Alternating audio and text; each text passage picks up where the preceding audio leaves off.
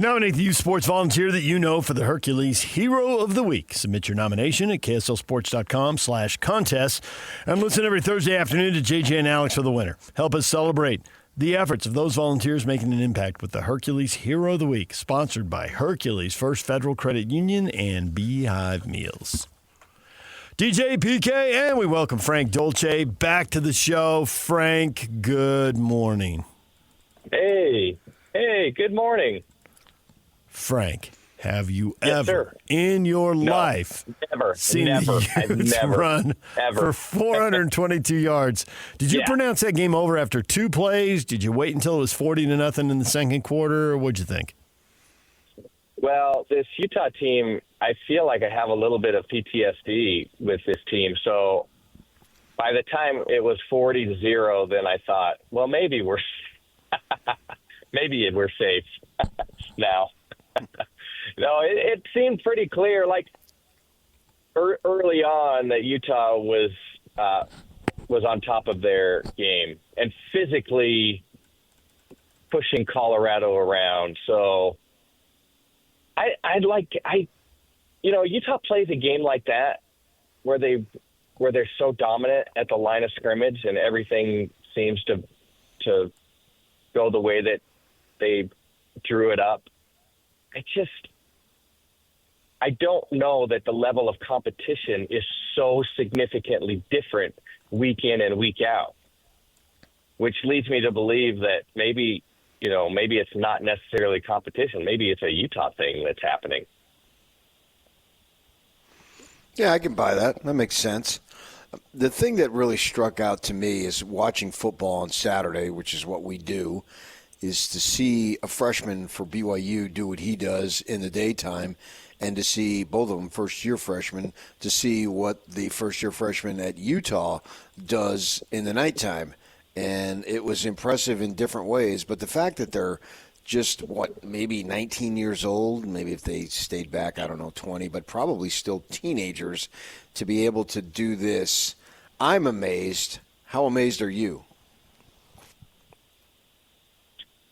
There's no question that freshman quarterbacks coming out of high school these days are much more significantly prepared for the college game, not just physically, and that's just a small part of it. I think it's the mental part of it where I think the training has become so much more advanced.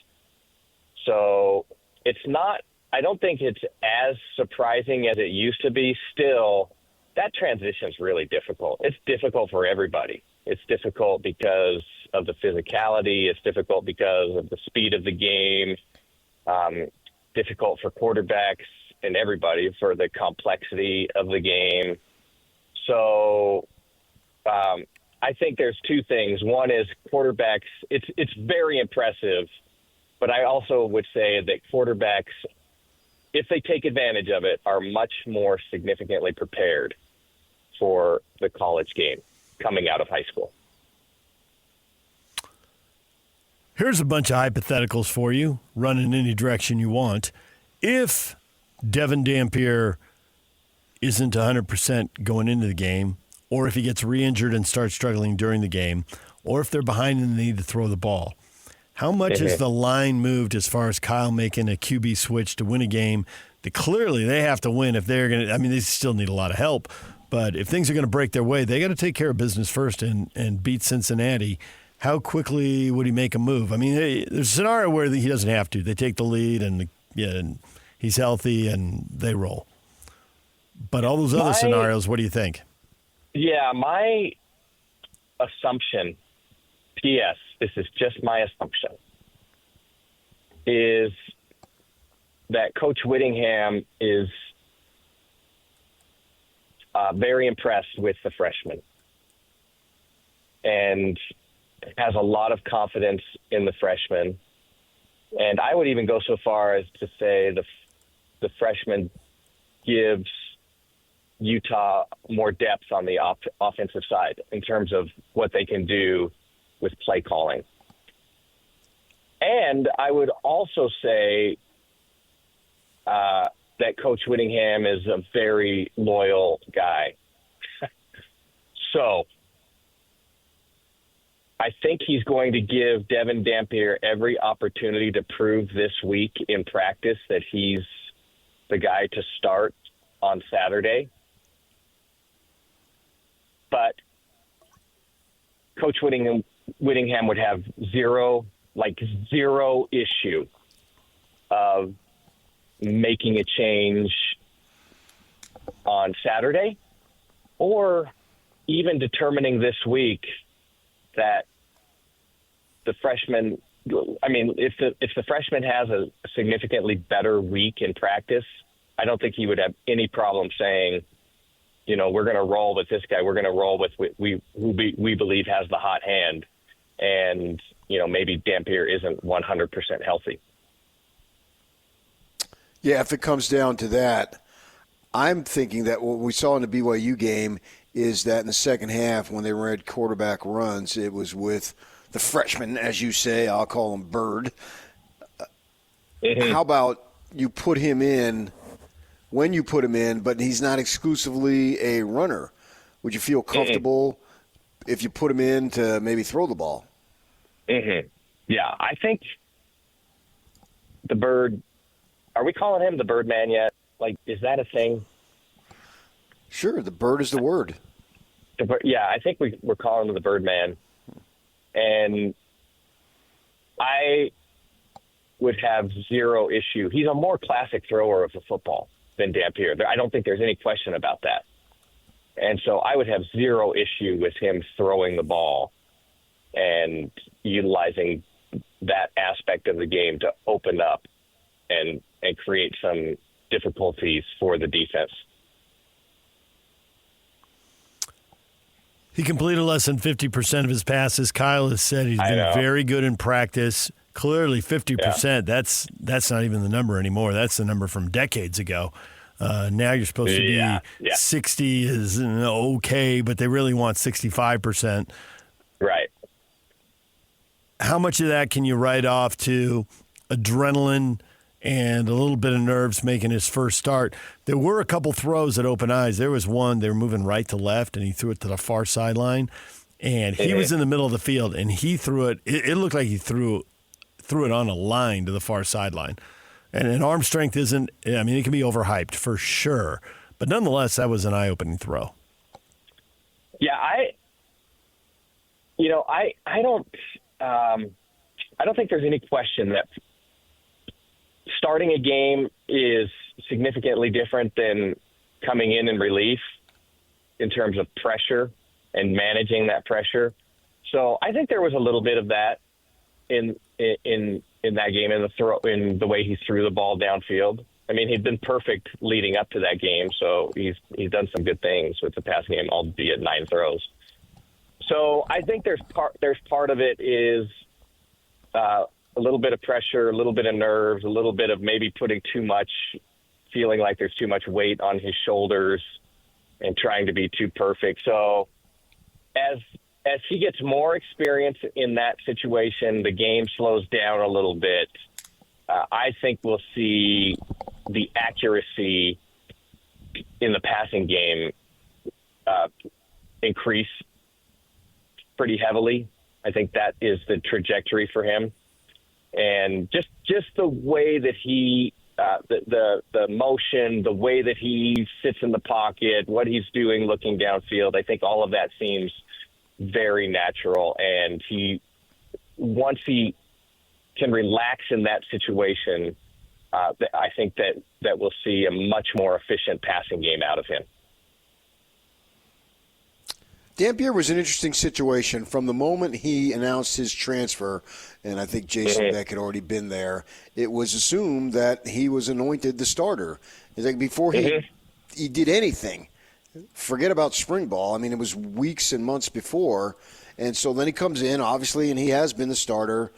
And I'm wondering, he's standing over there on the sideline, and he sees the kid go on a 63-yard run. What was the second play of the game?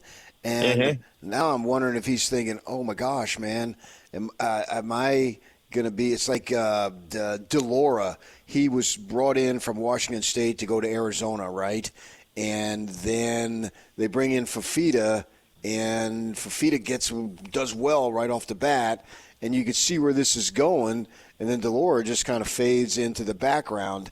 I'm wondering, do you think that there might be pressure that, even if it's self-imposed, that Dampier puts on himself, as I say, because now it's like, well, I got competition, and before, since he got here, going back almost a year, there was literally no competition to be the starter, and now all of a sudden there is. Does that induce pressure? Yeah, oh, definitely. And by the way, I don't think there was any issue. Like, anointing Dampier the starter coming in, that seemed right. I mean, he had the experience. He knows the offense. He's familiar with the coach. Great. All of that is absolutely, totally agree with that. I think that was the right move. But as the season rolls along, I mean, nobody stays static. You're always trying to improve somewhere. And if somebody has an opportunity and makes the most of that opportunity, athletics is great for that.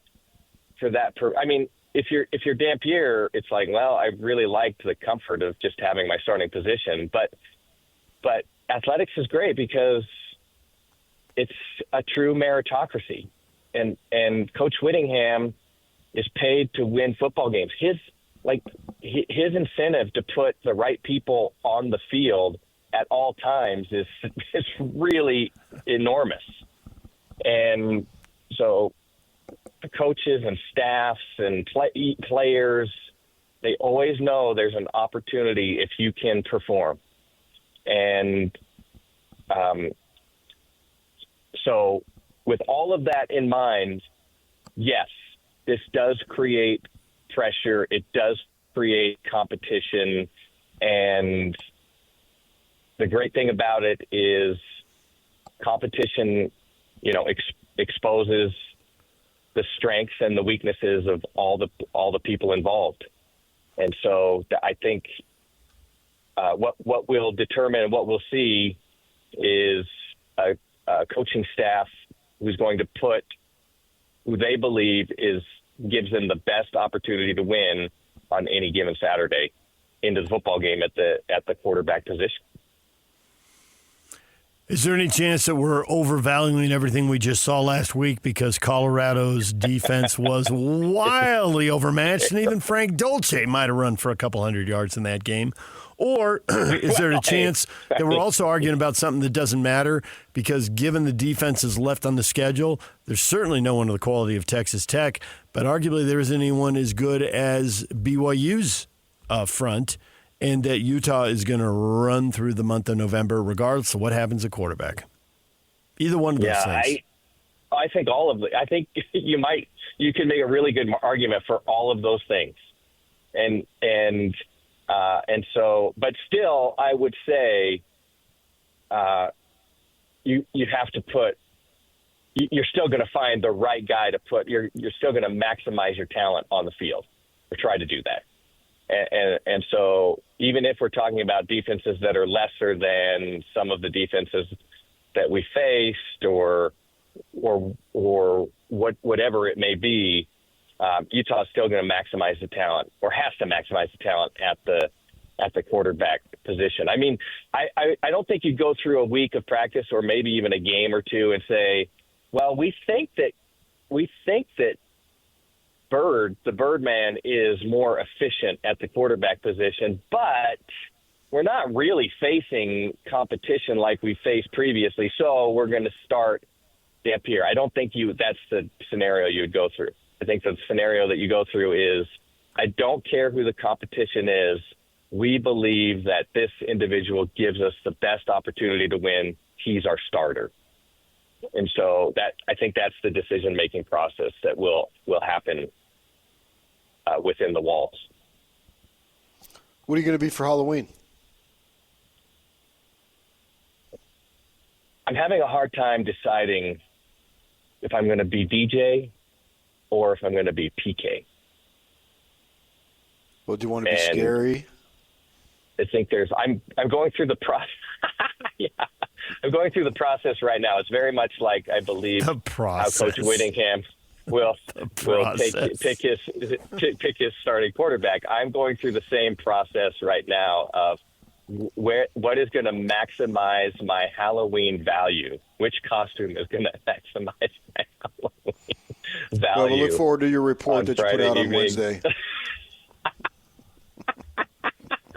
Are either of you injured at the moment? I mean, I'm going to have to take Constantly. that into consideration. In my From the age, neck up, I am. A brain injury, maybe. the knee is swollen, the back hurts. Yeah, other than that, I'm great. Yeah, that resonates. Yep. I feel that. All right, Frank, we appreciate the time. As always, enjoy the game Saturday night and enjoy trying to figure out who's quarterbacking. Absolutely. I have my suspicions, but I can't reveal.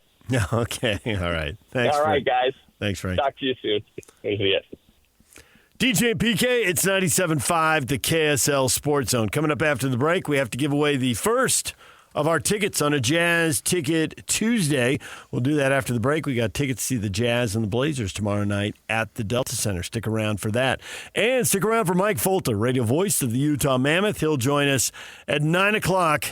The Mammoth are flying right now. We'll talk with him. They're playing in Edmonton tonight. He's coming up at 9 o'clock right here on The Zone.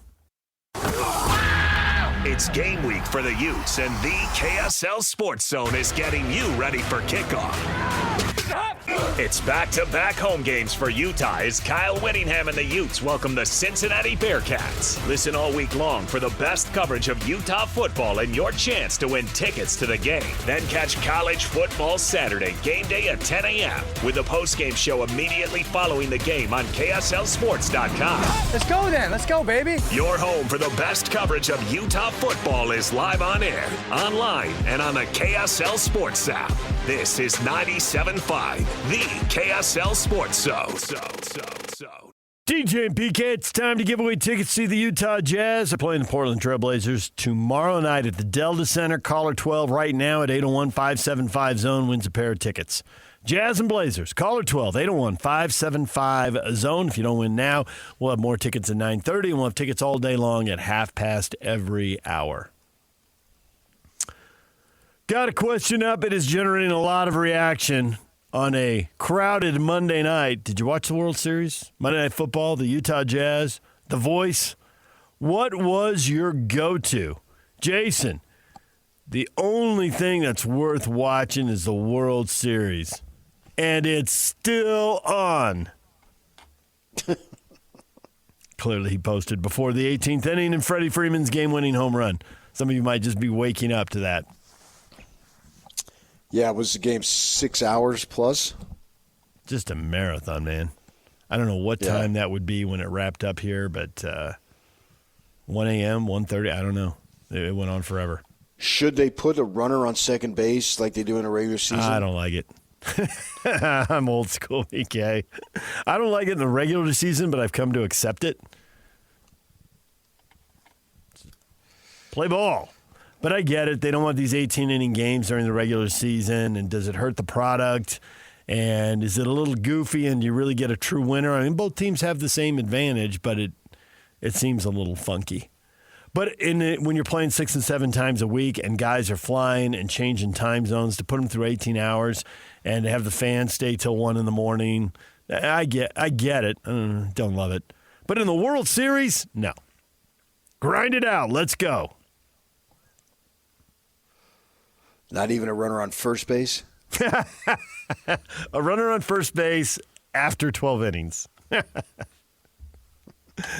I mean, essentially, the Blue Jays were doing that every time Ohtani came to the plate. Walk him, right. Walk him again, walk him again. For those of you who missed it, he was 4 for 4 with 2 homers and 2 doubles through 7 innings. And after he tied the game in the 7th with a home run, they just walked him every time he came to the plate. Forget about it. We're not pitching to that guy. Yeah, so basically every third inning. They were turning the order over. He was getting up every other. He walked in the 9th, 11th, and 13th. After that, I fell asleep. I don't know. I mean, I could look it up. I assume they walked him. He got his 5 in the box score. So I assume 15th and 17th. Yeah. Absolutely. I think you'd probably have a little bit of maybe an uproar. I don't know that you have an outrage if you did it in extra innings in the postseason. It does work for both teams. I think that, though, I do think one of the reasons why they shouldn't do it is that can really favor the home team. And it's sort of arbitrary who gets home field advantage because it doesn't matter that much in baseball. They obviously they give it to the better record, but I mean the schedules are so grossly unbalanced that you wouldn't want something as crucial as knowing it's like overtime. Do you want the other team to have the ball if you win the flip? So you know what you need to do, and I think that would be an unfair advantage to the home team if you started a runner on second base in extra innings. So they probably obviously have thought about that all the way through, and they don't do it. And it doesn't happen often, so it's not like it's that big of a deal that you're going to see that very frequently. And in a sense, 18 is probably a little long, but in the 10th and 11th and all that adds to the drama. It's like when Kershaw comes in to pitch, right? Bases were loaded, and there are 2 outs, and he's at the end of his line here. What does he have left? He can't blow the ball by you anymore. He's going to have to use guile, and so he gets that little ground out to second. It was kind of a close play. Edman flips it out of the glove over to Freeman, and they get out of the inning, and they immediately cut to his wife, and she's practically bawling that he wasn't the GOAT. Right? She's like, and we're all coach, thinking man, that's it. Yeah, relief. Well, and he's had a long string of painful postseasons. Now he's broken through individually and had some good outings. They've broken through as a team, so it's not quite as raw a wound, but it's still there. The scar is the there. last time he pitched in the postseason, he got shelled. Yeah, the scar is there. And there was some doubt he was even going to be on the roster. And he wasn't for an earlier they put series, him in right? There. Wasn't there an earlier series he was left off? The first round. The first wild round, card the first with round. the Reds? Yes, and then in the second round, the Phillies lit him up. Yeah. Like in the 8th inning. It was a fairly close game. The Phillies won the one game, I think it was, and that's when they hammered him. And if I remember correctly, but I know he got hammered. And then that was it, right? And hasn't pitched in a couple of weeks or so. And you don't want to see the legend get destroyed. And bases loaded, oh my gosh. The solid hit, scores 2, maybe 3, and then the game's over, and then he never pitches again in the big leagues because Roberts can't afford to put him out there. Right. And the Hall of Fame career with the 3,000 strikeouts and the Cooperstown that waits in 5 or 6 years, blah, blah, blah. But you don't want to see him go out on that. It's Willie Mays stumbling in the outfield. Nobody wanted to see that, right? So it's the same thing. And sure enough, when they cut to his wife, she's literally crying. Like he got the out. Something he's literally done thousands of times. I know. But right now, please do not give up a grand slam. No line drive down the first baseline. And a couple guys already had. There have been a couple balls that went down the first baseline, barely fair, and they scored key runs. I mean, obviously the game was tied. Every run was key. Yeah. And with 2 outs, I think the runner's obviously running, so there's a good chance that they get 3 runs. And then the Dodgers lose the game, and let's carry it out, lose the series. Yeah. And he cost them the World Series. His wife was thinking all of that because they went right to her. I think her name is Ellen. And I've always said, if I know your wife's name, she's getting too much exposure. And if I know your kids' names, they're getting too much exposure. It was also a long at bat, so she had plenty of time to freak out because and the drama that baseball produces pitch after pitch. Yeah, and then the batter took the count went full and didn't even swing. It's like he was daring him to throw strikes. You're going to walk in the winning run. You're going to do it. You're going to do it. And finally at 3-2, he's got to start, taking cuts. Yeah. And he's in Kershaw, and I think it was, if I remember the pitch, it probably wasn't a strike, but, you got to swing. It was. And so they get him out. And I mean, the entire city and all surrounding regions whatever smog there was, they blew it out because everybody exhaled. Everybody exhaled. Yes. Everybody face east and blow all the smog into Riverside. Yeah, it's a classic. We've both been around players and coaches enough to know that before the joy, the initial emotion is relief. Yep. Yeah. And you couldn't really have joy in that circumstance because it's not like they won the game and it was over. Mm-hmm. Freddie Freeman goes over the wall, well, then you can have joy, right? So that's your first reaction. But in that situation, yeah, and they cut to his wife, and she was on the verge of sobbing. So you're right about the guy. I called up the at-bat while you were talking there. He threw 7 sliders, and the 7th pitch was a fastball just across him. And 4-seam fastball went 91 miles an hour. And all the other sliders are in the high 80s. It was all guile. And she's on the edge of her seat. yeah. As is everybody in Chavez Ravine at that point. She's standing up, but yeah. The drama. And see, that's why we're playoff. tension. That's why we're playoff junkies. Like, there's so much at stake there. I mean, the Jazz game went to overtime. It was competitive. But nobody really expects a playoff berth, and it's only the 3rd game of the season. And people were up and hollering and screaming. It was dramatic. I mean, Booker's throwing in wild shots in the final minute. Not one, but 2 up. Well, he made 2. One of them was particularly, I thought, just grab it and launch it, and he swishes it. But it's just not the same stakes. And you're right, the Monday Night Football game with the backup quarterback, it kind of felt like it was over 14-7, and it was definitely over at 21.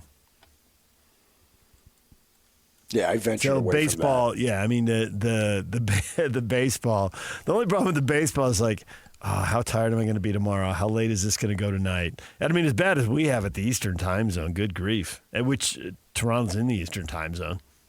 So They are. brutal. Yeah, I think so. Yeah, that's a deal they made with the devil in terms of television a long time ago. In the quaint eras of when they used to play day World Series, it seems like 1,000 years ago or something. Fortunately, it's a situation where Toronto has a dome and LA has the weather, so you don't look at the umpires and all you see are the whites of their eyes because the rest of their face and body is covered from the bitter cold. Yeah, so you don't have to worry about that. That's always helpful here as we get in. I mean, obviously it'll end this week, but it's right on top of November. So from the year they had 9/11, they were fortunate enough to play 4 of the games in the desert in Arizona where it's warmer. But that always stinks when you see those guys and they look like they're going on a dog sled ride in Alaska. rather than playing baseball. It's not the way it was intended to be, but it's the reason why the Utes are kicking off after 8 o'clock 2 Saturdays in a row. It's cash. And the fans, sucks for you, but so what? Yeah, the studio audience was in place for the start of that Ute game. I mean, the place was packed. It was going nuts. Now, 40-0 in the second quarter, people were leaving. But as they should. They had their studio. Because it's late. It was after 10 o'clock. You got 30 minutes to get home. And I guess they played 3 games in a row. The ASU game was the same time. Too, yeah. And that was in a driving rainstorm. Miserable weather. And they put the fans through that, too. All for cash. But yet they tell me they're worried about player safety. No, they're not. Not at the expense of cash. Get out there and freeze. Let's go. They're worried about preserving TV windows because we got another game that we got to get to. That's all. Yeah, that's why the idea of the fact that players getting paid, you have a problem with it.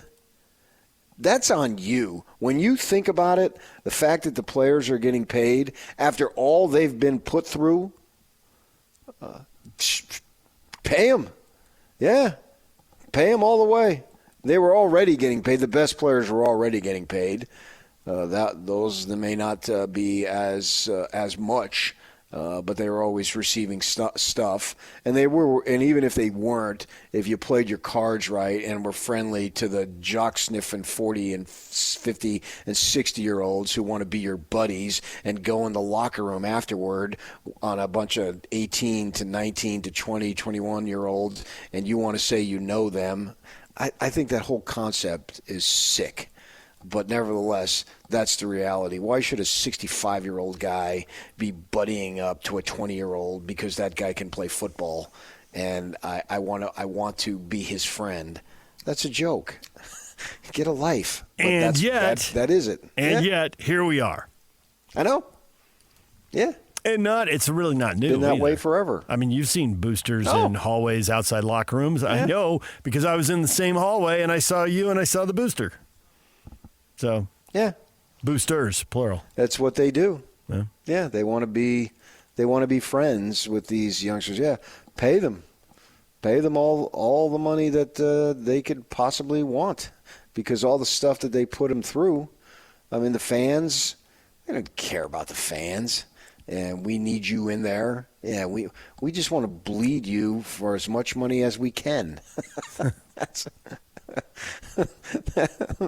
That's the stark reality of it. And if TV told us to play at 4 a.m, we would play at 4 a.m. Yes, we would. Does anybody doubt that? I'm always amazed that the NFL, who's chased a little bit of cash in their time, kicks the Super Bowl off at 6:20 Eastern, 4:20 Mountain, because the networks would give them more money to kick off 2 hours later. But they do, and I guess all you can say is the NFL has the eye on the long-term money, that they're passing up the short-term money for the long-term money. Hey, we're going to grow the game. We're going to play it, earlier when younger people can watch and everyone get into it, because they could. How many other big sporting events kick off at that time? I mean, they don't. That's not the time to start the games to maximize the audience, and everybody knows it. All the games start later. Well, we get 6 and 7 o'clock starts here all the time, because that's what's best. Is it mitigated, though, the people. fact that it's on a Sunday? Probably a little, yeah. I would think probably a little bit, but I still think all the other Sunday night sports that are a big deal start later than that. But I do think that, yeah, certainly, I mean, starting a game at that point on Sunday, it would be different if you're trying to start it at that time on Thursday, for sure. Yeah. Can the NFL just look at itself and say it doesn't matter? I think they look at it and say no matter what. It does matter. We're going to have everybody watching to the end. And what we lose in the short run, we're going to make up in the long run, because more people are going to embrace our sport. So to me, it's like more of an investment as opposed to taking the short-term money and not caring what happens in the long term. And I do think that we're going to 18 games and double buys, and I do think that the Super Bowl is going to go to the holiday weekend for exactly the reasons that you bring up when you say, is it mitigated on a Sunday? That if it becomes a holiday weekend, so that if it's on President's Day and Monday's not a work day, then I think the kickoff time could go later. And they're like, hey, we can have our cake and eat it too now. Nobody's got to get up and go to work the next day. Well, not nobody, but most people don't have to get up and go to work the next day. So I don't know that these kickoff times are gonna last that much longer. We'll see what happens, but I think they get a new collective bargaining agreement. They add the 18th game, and then the Super Bowl gets moved back another week. And probably the start of the season, too. So the waste management gets backed? Yeah. Waste Tigers management move back? I would think so. And I think that Tiger is getting ready to, I don't know what he's going to do, redesign the PGA Tour, and not in a small way, in a big way. What are they doing? It looks like they've won they've got the upper hand anyway. I don't know if we can say definitive they've won, but they got the upper hand in the battle with Liv. They've survived the initial onslaught of all that money. and I think that actually the tour, I think, has flourished, and they are putting. I mean, some of Phil Mickelson's criticism, bears out. They're giving the players more money. There's more big money events and all that, but there's more change coming to the tour. That could just be one of them, moving the waste management. But we'll see what they do. I think there's more money overseas, more primetime golf, more events in the West. Because when they move the U.S. Open out there and do primetime golf, and the ratings soar. Right, and I think that permanently the U.S. Open will be played at Black Desert. I thought you were going to say Pebble Beach. I don't know why I couldn't follow the plot there. In retrospect, that was poor by me. All right, DJ and PK, we're going to take a break. Mike Folta, Utah Mammoth radio voice, going to join us coming up at 9 o'clock. He's about 15 minutes away right here on The Zone. Way to hit! Way to hit!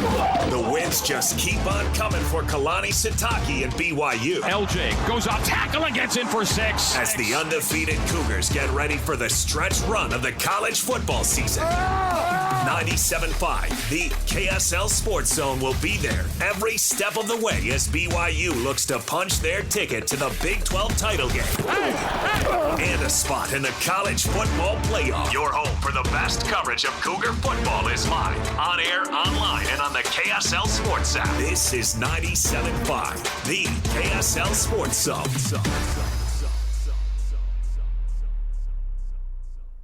Is BYU the new Big 12 power?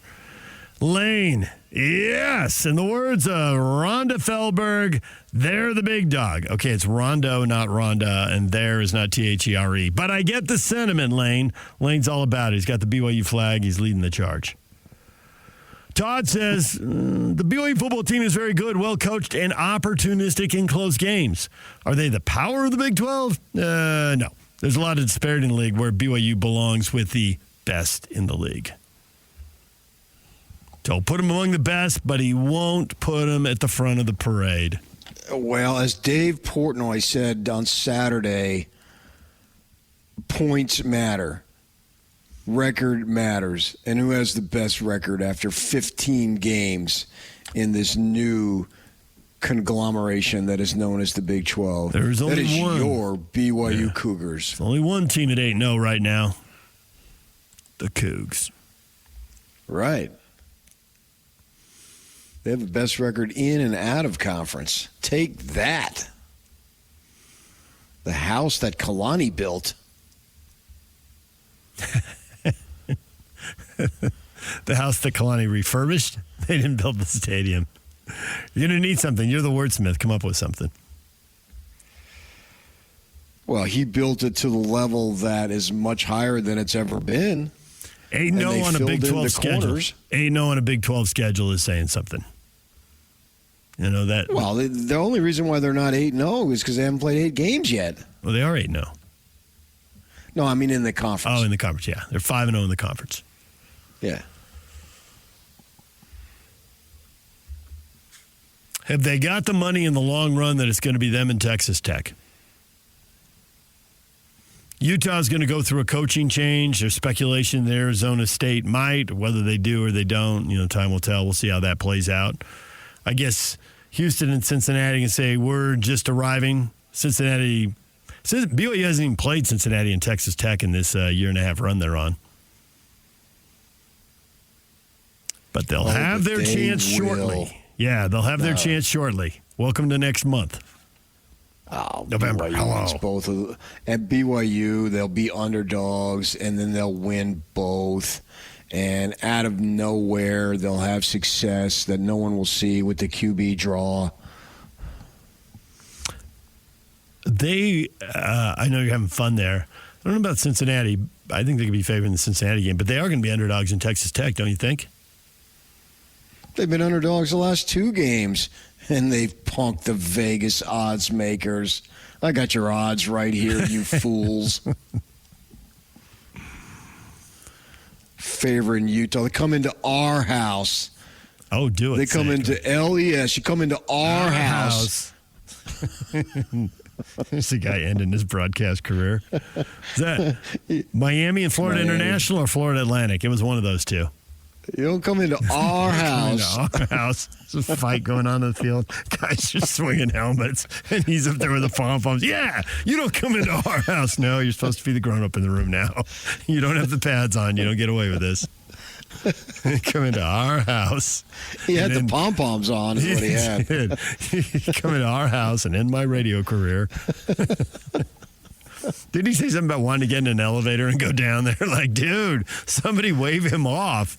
Turn that mic down. Help him out. Yeah. Nice recall by you.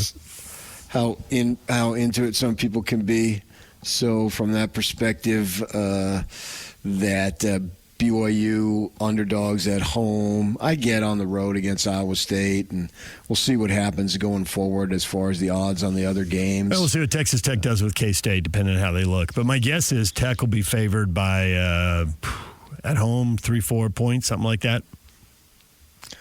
Yeah, but that's the beauty of this conference is we're not really sure. Right. And K-State's a dangerous team. They may not have a great glossy record this year, but they're a dangerous team. There's literally zero doubt about it. And you look at Iowa State's got some losses now, but they've been certainly been close games, and things can happen, and we'll have to see. We got 1 month to go, and I'm looking forward to each of those weeks. Yeah, K-State's 4-4 right now. I'm sure they're thinking 8-4. They've got two gimmies on their schedule in Oklahoma State and Colorado. That'll win those games. But but Utah and Texas Tech, that's a chance. Signature wins. You get to 8-4. You'll always lament why did we lose to Arizona? Why did we lose to Army? But or maybe why they lost to Baylor. I mean, all their games are woulda, coulda, shoulda territory. It's all less than a touchdown. Oh, most definitely, They've been in every game. If they go 8-4, that would be a phenomenal finish. It's 4 losses, with wins over ranked teams. Mm-hmm. Yeah, I'd be very impressed. They have 4 losses by 13 points, so they are agonizing over this. All right, DJ and PK. When we come back, who's not losing is the Utah Mammoth. The win streak grows and grows, leading the division. We will talk with Mike Folta, radio play-by-play voice of the Utah Mammoth, right after the break. Stay with us right here on 97.5, the KSL Sports Zone.